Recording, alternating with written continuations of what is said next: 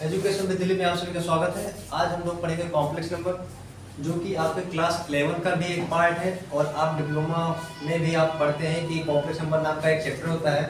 तो complex number को हम लोग देखते हैं किस तरह से समझते हैं, कॉम्प्लेक्स नंबर होता क्या है, इस चीज़ को पहली बातें समझ लेते हैं और प्रॉपर्टी के बारे में भी समझ लेते हैं, कॉम्प्लेक्स की प्रॉपर्टी के बारे में। जैसे कि कॉम्प्लेक्स नंबर जो होता है डिनोट कैसे किया जाता है, पहले हम इसको जान लेते हैं। अगर हम कॉम्प्लेक्स नंबर को डिनोट करने की बात करेंगे तो z इक्वल टू मैंने मान लीजिए लिख दिया x प्लस वाई, तो ये एक कॉम्प्लेक्स नंबर को बताता है जहाँ पर आपका x क्या होता है, ये रियल पार्ट होता है, इसको आप हिंदी में कहते हैं वास्तविक भाग, और जो आपका ये वाला भाग होता है आप इसको कहते हैं इमेजिनरी पार्ट, अर्थात इसको आप कहते हैं काल्पनिक भाग। अब बात आती है कि वास्तविक और काल्पनिक भाग में, जैसे अगर हमसे क्वेश्चन पूछता है कि दो कॉम्प्लेक्स नंबर को जोड़ना होगा तो किस तरह से जोड़ेंगे, गुणा करना होगा तो किस तरह से गुणा करेंगे, और घटाना होगा तो किस तरह से घटाएंगे, डिवाइड करना होगा तो किस तरह से डिवाइड करेंगे, हमको अगर जो भी है सारी चीजें हम एक एक क्लियर करेंगे। और देखिए पहला हम सीखते हैं यहाँ पर कि प्रॉपर्टी में अगर हम बात करें कॉम्प्लेक्स नंबर की प्रॉपर्टी मतलब तो पहली sum of two complex number, sum of two complex number. तो हम बात करते हैं sum of two complex number की। तो मैंने कहा कि कॉम्प्लेक्स नंबर को हम लोग z बराबर x प्लस वाई से ही डिनोट करते हैं। तो इस तरह से कोई भी चीज होगी, मान लीजिए हमने z बराबर x प्लस वाई लिखा, तो मान लीजिए हमने एक कॉम्प्लेक्स नंबर के तौर पर एग्जांपल के तौर पर बात करें क्योंकि हमको दो कॉम्प्लेक्स नंबर क्या है जोड़ना है, ठीक है। तो एक कॉम्प्लेक्स नंबर हमारे पास मान लीजिए z बराबर हमारे पास क्या हो जाए, मान लीजिए सपोज दैट x प्लस मैंने लिख दिया z1 इक्वल टू, मान लीजिए मैंने कहा कि दो कॉम्प्लेक्स नंबर को हमको जोड़ना है, हो सकता है दो कॉम्प्लेक्स नंबर डिफरेंट टाइप के हों, तो जब कॉम्प्लेक्स नंबर डिफरेंट टाइप के होंगे तो उनको हम डिनोट भी डिफरेंट टाइप से ही करेंगे। तो मैंने कहा जैसा हमने कहा कि z1 बराबर हमने कहा कि x1 प्लस i y1 नाम का हमने डिनोट कर दिया पहला कॉम्प्लेक्स नंबर, और हमने दूसरा कॉम्प्लेक्स नंबर भी एक डिनोट कर दिया क्या, z2 इक्वल टू क्या x2 प्लस i y2, ठीक है। तो मैंने क्या कहा कि दो कॉम्प्लेक्स नंबर जोड़ लिया, पहला क्या हमने कहा कि z1 equal to x1 plus i y1, और दूसरे कॉम्प्लेक्स नंबर की बात करें हम लोग तो दूसरा जो कॉम्प्लेक्स नंबर है z2 equal to x2 plus i y2। अब बात करते हैं जोड़ते कैसे हैं, तो मैंने कहा कि जोड़ने का तरीका ये है कि z1 प्लस z2 हमने लिखा और इक्वल टू हमने क्या कहा कि x1 प्लस i y1 हमने लिखा, क्योंकि पहला हमारे पास z1 इक्वल टू क्या है x1 प्लस i y1 है, तो इसका मतलब क्या है कि x1 प्लस i y1 हो जाएगा, और दूसरा हमने क्या लिखा है कि z2 मतलब x2 प्लस i y2। इतनी चीजें आप पहले नोट कर लीजिए, फिर इसके बाद में आपको देखते हैं। चलिए जगह है हमारे पास z1 plus z2 is equal to हमारे पास क्या हो जाएगा, तो मैंने कहा कि जैसा कि हमने आपको पहले शुरुआती दौर में बताया गया था कि रियल पार्ट इमेजिनरी पार्ट, तो जो रियल पार्ट है हमारे पास जिसमें i के कंपोनेंट यानी जो आप ये i होता है, i के कंपोनेंट का गुणांक जो है y है वो हमारा इमेजिनरी पार्ट कहलाता है, और जो जिसमें i नहीं वो हमारा क्या है रियल पार्ट है। तो रियल पार्ट का डाटा हम एक साथ जोड़ लेंगे और इमेजिनरी पार्ट का डाटा एक साथ जोड़ लेंगे। तो रियल पार्ट हमारे पास क्या है x1 प्लस x2 एक साथ कर लेंगे एक ब्रैकेट में, और दूसरा वाला हम देखते हैं कि i के साथ क्या लिख दें, मान लीजिए हमारे पास i का गुणांक इसमें भी है और इसमें भी है, तो अगर हम i कॉमन ले लेंगे तो हमारे पास y1 प्लस y2। इस तरह से हमारे पास दो कॉम्प्लेक्स नंबर के जोड़ आ जाएंगे, ठीक है। तो दो कॉम्प्लेक्स नंबर का हमने जोड़ सीख लिया, अब दो कॉम्प्लेक्स नंबर का गुणा भी सीखेंगे और डिवाइड करना भी सीखेंगे, सब्सट्रैक्ट करना भी सीखेंगे, ठीक है। और कोशिश ये करेंगे कि आज एक ही क्लास में पूरी कॉम्प्लेक्स नंबर हम लोग समाप्त कर दें, ठीक है। इसके लिए आपको बार बार दूसरा तीसरा वीडियो ना देखना पड़े, पूरी कोशिश ये रहेगी कि आज कॉम्प्लेक्स नंबर समाप्त कर दिया जाए। अभी प्रॉपर्टी में देखा कि दो कॉम्प्लेक्स नंबर को जोड़ते कैसे, ठीक है। तो दो कॉम्प्लेक्स नंबर डिफरेंट टाइप के होंगे, मतलब सेम होंगे, तो उनको आपको जोड़ना है। जोड़ने का तरीका मैंने प्रॉपर्टी में आपको बताया। अब एक एग्जांपल लेते हैं, एग्जांपल के थ्रू देखते हैं कि मान लीजिए हमने एग्जांपल लिया सपोज दैट कि एक हमने आपसे कह दिया कि 3 प्लस 4i एंड मान लीजिए हमने दिया 3 माइनस या 3 प्लस 8i, ठीक है। मैंने कहा कि सम ऑफ टू कॉम्प्लेक्स नंबर, मतलब दो कॉम्प्लेक्स संख्या का जोड़ हमको बताना है। पहला कॉम्प्लेक्स संख्या हमारे पास क्या होगी 3 + 4i, दूसरा हमारे पास क्या है 3 + 8i। ठीक है, इसको हम जोड़ेंगे कैसे? मान लीजिए हमने कहा लेट, सपोज हमने कहा कि हमने मान लिया z1 = क्या है पास पहला कॉम्प्लेक्स नंबर 3 + 4i एंड दूसरा कॉम्प्लेक्स हमारे पास क्या दे रहा है 3 + 8i। जोड़ने का तरीका हमने क्या कहा, दोनों को जोड़ना है चूंकि, है ना, तो सो देयरफॉर आप कह सकते हैं कि z1 + z2 = पहला कॉम्प्लेक्स नंबर हमारे पास क्या है 3 + 4i और प्लस में 3 + 8i। अब आप जोड़ेंगे तो रियल पार्ट वाला रियल के साथ जोड़ेंगे, यानी 3 और 3 क्या हो गया 6 हो गया, और 4i और 8i के लिए कितना हो गया 12i। तो इस तरह से आपके पास क्या निकल गया है z1 + z2 कितना निकल गया है 6 + 12i। तो अगर आपसे कोई दो कॉम्प्लेक्स संख्या को जोड़ने की बात करता है तो आप इस तरह से जोड़ सकते हैं। अब इसको आप नोट कर लीजिए एक बार, ठीक है।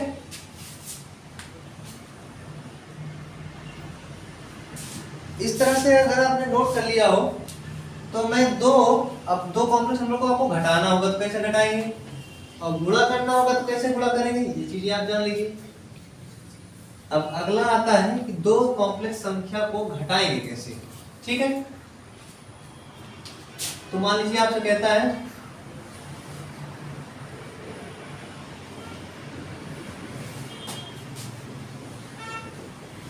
अब आपसे कह रहा हूं कि दो कॉम्प्लेक्स नंबर को आपको घटाना है, ठीक है।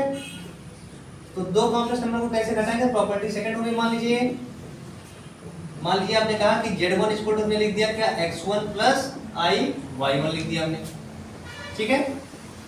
और दूसरे कॉम्प्लेक्स नंबर की हमने बात की तो आपने लिख दिया z2 = क्या लिख दिया आपने x2 + i y2 लिख दिया। तो इस तरह से आपने दो कॉम्प्लेक्स नंबर को डिफरेंट टाइप का लिख दिया। घटाने का तरीका यह है कि भाई जैसे आप नॉर्मल तौर पे आप संख्या घटाते हैं कि आपसे कहा गया 3 में से 5 गए, यानी 3 - 5 कहते हैं, 5 - 3, तो उसी तरह इसको भी घटाना है। तो z1 - z2 हम कर लेते हैं। तो z1 - z2, पहली z1 क्या है आपके पास, ये आपके पास है, आप इसको लिख दीजिए माइनस x2 + i y2।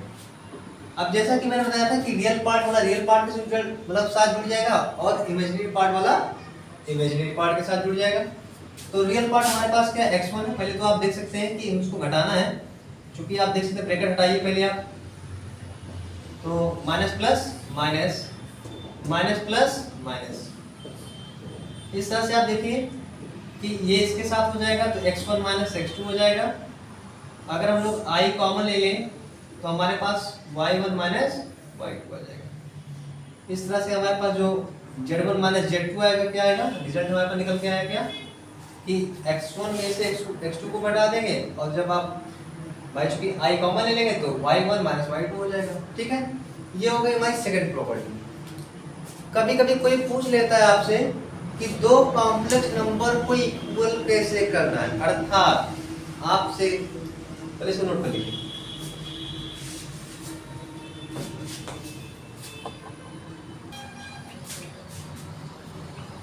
अब एग्जांपल देने की जरूरत तो है नहीं यहाँ पर कि हम लोग दो कॉम्प्लेक्स नंबर को घटाएंगे कैसे। जिस तरह से हमने दो कॉम्प्लेक्स को जोड़ा था उसी तरह से दो कॉम्प्लेक्स नंबर को हम लोग क्या कर सकते हैं, घटा सकते हैं। अब बात आती है कि कॉम्प्लेक्स नंबर का गुणा, ठीक है।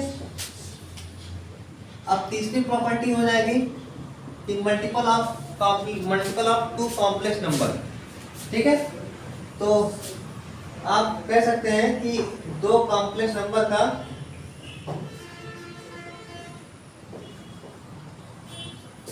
ठीक है, दो कॉम्प्लेक्स नंबर का गुणा कैसे करेंगे आपको ये देखना है, ठीक है। तो दो कॉम्प्लेक्स नंबर का गुणा कैसे करेंगे देख सकते हैं आप। एग्जांपल के तौर पे अगर बात करें, मान लीजिए हमारे पास क्या होगा z1 = क्या हो जाए x1 + i y1, ठीक है। और यहाँ पर क्या हो जाए x2 + i y2 हो जाए, ठीक है। अब बात आती है कि दो कॉम्प्लेक्स नंबर को गुणा करना है, ठीक है ना भाई। तो ये देखिए आप दो कॉम्प्लेक्स नंबर को गुणा करेंगे Z1 इंटू Z2 आप लिखेंगे, तो आप लिखेंगे कि x1 प्लस IY1 अब गुणा लगाएंगे लिखेंगे x2 प्लस IY। ठीक है, आप जैसे नॉर्मल तौर पर गुणा करते हैं कि आप कहते हैं कि इसका गुणा इससे, इसका गुणा इससे, इसका गुणा इससे, इसका गुणा इससे, उसी तरह से आप इसका भी गुणा नॉर्मल तरीके से ही करेंगे।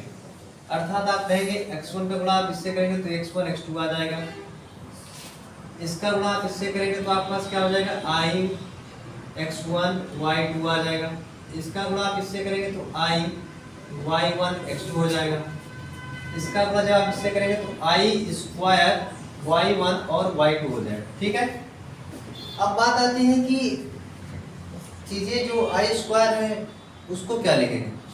तो एग्जांपल के तौर पे आपको थोड़ा सा एक चीज, हम छोटी सी बात है इसको आप बता देते हैं आपको। यहाँ पे I इक्वल टू कोई कहता है तो I इक्वल टू क्या होता है अंडर माइनस 1 होता है। ठीक है, अगर हम इसका स्क्वायर कर देंगे तो अंडर हट जाएगा तो माइनस 1 हो जाएगा। ठीक है ना, ऐसे ही अगर हम लोग I स्क्वायर इंटू I कर देंगे तो I स्क्वायर की वैल्यू उसकी माइनस 1 हो गया इंटू I, अर्थात I क्यूब की वैल्यू हमारे पास क्या हो जाएगी माइनस I हो जाएगी। तो ये छोटी छोटी बातें हैं, आपको थोड़ा सा इसको जान लीजिए, बाकी इस पर हम अपनी क्वेश्चन कराएंगे। ठीक है, फिलहाल अभी हमें यहाँ पे जो I स्क्वायर की थी तो हम लोग यहाँ पर I स्क्वायर का वैल्यू सीख लेंगे। ठीक है ना, तो इसको लिखना चाहेंगे तो x1 x2, मैंने कहा कि I दोनों कॉमन है तो आप I कॉमन ले सकते हैं, और लिखना चाहें तो x1 y2 और प्लस के y1 x2 लिख सकते हैं। I स्क्वायर की वैल्यू -1 तो y1 और y2 हो जाएगा। ठीक है ना, तो भाई लिखने का तरीका ये कि रियल पार्ट वाला साथ ले लें, इमेजिनरी पार्ट वाला एक साथ ले लें, अर्थात I के कंपोनेंट वाला अलग और रियल पार्ट की संख्याओं को अलग कर लेंगे। तो x1 x2 minus y1 y2 एक साथ ले लेंगे और प्लस I का गुणांक अलग कर कर x1 y2 और प्लस y1 x2 एक साथ कर लेंगे। ठीक है, तो इस तरह से Z1 और Z2 के जो मल्टीपल हैं वो क्या आएंगे, ये आपके पास रिजल्ट निकल के आ गए। बात आती है क्वेश्चन कैसे करेंगे इस पर।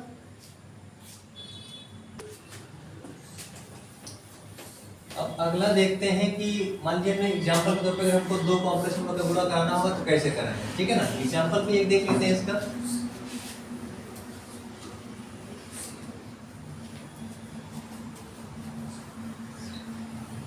चलिए इसका हम लोग क्या देख लेते हैं एग्जांपल में।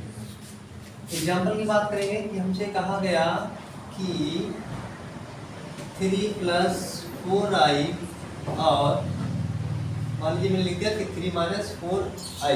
ठीक है, इसका हमसे आपसे गुणा करने कह रहा हूं। ठीक है,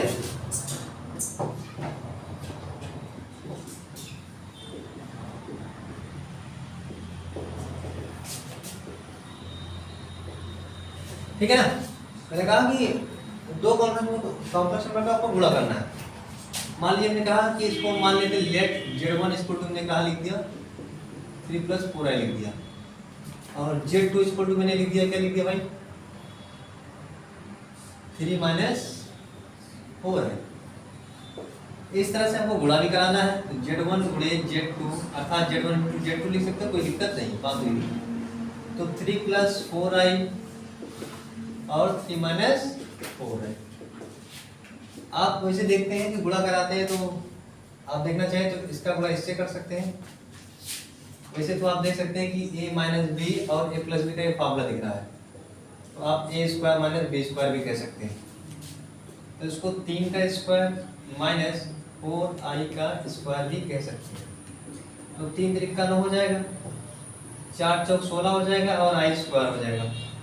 आप देख सकते हैं कि i² की वैल्यू क्या होती है -1 होती है, अभी जैसा कि हमने बताया था थोड़ा देर पहले। तो इसका मतलब ये नेगेटिव हो गया पॉजिटिव, तो 16 9 कितना हो गया 25 हो जाएगा। ठीक है, तो इसका मतलब यहाँ पे Z1 और जो Z2 निकल गया क्या निकल गया 25। और क्वेश्चन की बात करते हैं इस पर कि मान लीजिए अभी तो ये आ गया 3 + 4i, मान लीजिए हमने लिख दिया कि 8 + 5i लिख दिया। ठीक है, अभी इस पर भी हम लोग करेंगे दो क्वेश्चन।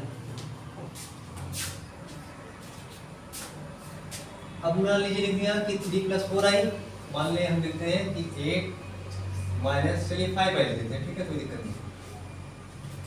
तो यहाँ पे भी लिख देंगे 8 माइनस 5i, यहाँ पे भी लिख देंगे 8 माइनस 5i, ठीक है। तो अब इसको हम लोग कैसे सॉल्व करेंगे?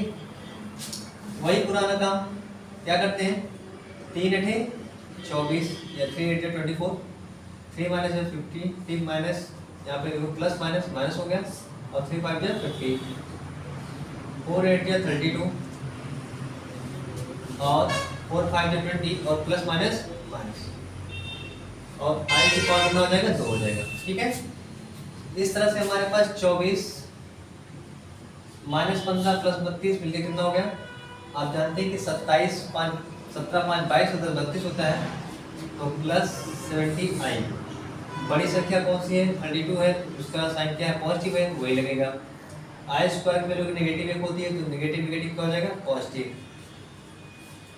20 और 24 को आप जोड़ लेंगे तो कितना हो जाएगा, 44, यानी 44, और प्लस 17i। इस तरह से आपके पास Z1 Z2 निकल के क्या आ जाएगा, 44 प्लस 70i। तो आपको गुणा करना, मैं समझता हूँ कि गुणा करना आपको आ गया होगा, ठीक है। अब धीरे धीरे जो कॉम्प्लेक्स नंबर के ऐसे क्वेश्चन जो आपके पेपर में डायरेक्ट पूछे आते हैं, अब उनकी तरफ हम बढ़ते हैं। तो हमारी बेसिक चीज़ है कि आपको गुणा कराना आना चाहिए, आपको कॉम्प्लेक्स नंबर जोड़ना आना चाहिए, आपको कॉम्प्लेक्स नंबर घटाना आना चाहिए, ये चीज़ें आपको आना चाहिए। अब बात आती है कि दो कॉम्प्लेक्स नंबर को डिवाइड अगर करना होगा तो कैसे करेंगे, उसका रिजल्ट क्या आएगा, कंक्लूजन निकल के क्या आएगा, उसको भी हम लोग जान लेते हैं, ठीक है। अब बात आती है कि दो कॉम्प्लेक्स नंबर को डिवाइड कैसे करेंगे, ठीक है। डिवाइड करने का तरीका देखिए,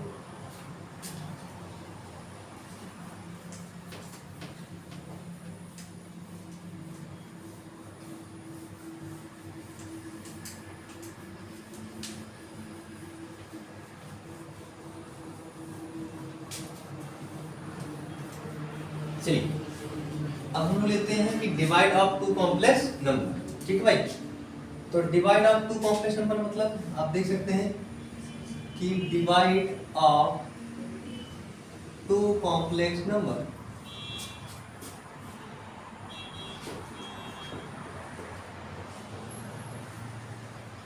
ठीक है। तो divide of two complex number, मान लीजिए हमने कहा कि हमने कह दिया कि Z1 इक्वल टू, हमने फिर से एक बार लिख दिया x1 plus i/1, Z2 equal to मैंने लिख दिया x2 प्लस i/2, ठीक है। डिवाइड करने का तरीका क्या है कि Z1 अपॉन Z2, डिवाइड का मतलब भाग होता है भैया। अगर आपसे कहता है कि दो कॉम्प्लेक्स नंबर को आपको भाग देकर उसका मतलब हल करना है, तो इसका मतलब यही होता है कि Z1 को आप Z2 से भाग दे रहे हैं, ठीक है। मान लीजिए x1 प्लस i/1 को हम भाग दे रहे हैं और x2 प्लस i/2, ठीक है। तो भाग देने का मतलब सीधा सीधा यही हुआ। अब चूंकि x और y क्या है, अलजेब्रिक फंक्शन है, तो आपको कॉन्जुगेट गुणा कराना थोड़ा सा कठिन होगा कहीं ना कहीं, ठीक है। तो आप मान लीजिए गुणा करते हैं, चलिए गुणा करके आपको दिखा देते हैं। जैसे आपको इसको सॉल्व करना है, यानी कि हल करना है, तो इसका आप कॉन्जुगेट गुणा करेंगे, तो कॉन्जुगेट गुणा में क्या होगा, x2 प्लस है तो माइनस i/2 अपान में x2 माइनस i/2। इस तरह से आप देख सकते हैं कि आपके पास ऊपर चीजें निकल के आएंगी, इस तरह से निकल के आएंगी। जब आप अभी इसको थोड़ी देर पहले इसका गुणा आपने किया था, देखिए कैसे करेंगे, x1 x2, फिर आप इसका गुणा इससे करेंगे, फिर इसका गुणा इससे plus minus minus i x1 y2, फिर आप इसका गुणा इससे करेंगे, ठीक है। इसका गुणा आप इससे करेंगे माइनस i² y1 और y2 आएगा, ठीक है ना। इस तरह से चीजें आप पर निकल के आ रही हैं। देखिए एक बार फिर चेक कर लीजिए, इसका गुणा आप इससे करें, इसका गुणा इससे, तो ये आया, इसका गुणा इससे करेंगे तो ये आएगा, इसका गुणा इससे करेंगे ये आएगा। नीचे देख सकते हैं कि आपके पास a प्लस बी और a माइनस बी का रिजल्ट आ रहा है, तो अर्थात आप कह सकते हैं कि a² और माइनस लगा दीजिए, आप b² लिख सकते हैं, ठीक है। अब आपने देखा कि हमने ये चीजें कर ली है, तो आप एक चीज और देख सकते हैं कि रियल पार्ट वाला रियल पार्ट के साथ कर लीजिए, इमेजिनरी पार्ट वाला इमेजिनरी पार्ट है। जैसे i² की वैल्यू क्या होती है आप जानते हैं, नेगेटिव एक होती है, बार बार लिखने की आवश्यकता तो है नहीं, आप जान सकते हैं तो इसका लिए माइनस माइनस प्लस हो जाएगा, तो यानी कि आपके पास क्या हो जाएगा x1 x2 माइनस, आप कॉमन ले लिए, आई कॉमन ले लेते हैं मान लिया, तो प्लस वाला पहले लिखेंगे तो y1 x2 minus x1 y2, और आप देख सकते हैं कि आई स्क्वायर के लिए नेगेटिव है तो पॉजिटिव y1 और y2, और डिवाइड में आप देख सकते हैं कि आपके पास क्या आएगा x2 का स्क्वायर आएगा माइनस आई स्क्वायर की वैल्यू क्या आएगी नेगेटिव 1 आएगी। ठीक है, तो नेगेटिव नेगेटिव क्या हो जाएगा पॉजिटिव, और इस तरह से आपके पास आ जाएगा y2 का स्क्वायर। ठीक है ना, अब इसको आप नोट कर लीजिए, स्क्रीनशॉट ले लीजिए। ठीक है ना।